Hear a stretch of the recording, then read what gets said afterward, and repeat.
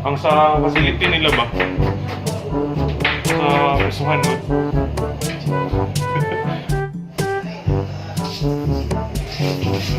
You know. Okay kayo. Wala, dirty kitchen. Dara ang pinakalababo ba? Chicken fillet. Oh. Kitchen lagi sir. Kayo. Ako pala sir, DIY.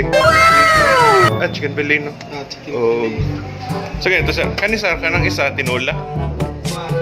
Sinigang pero legit meal na sinigang. Walay kuan.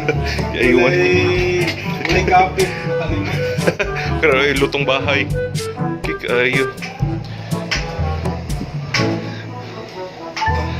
Tanan na lutoon sa butane. Okay kayo.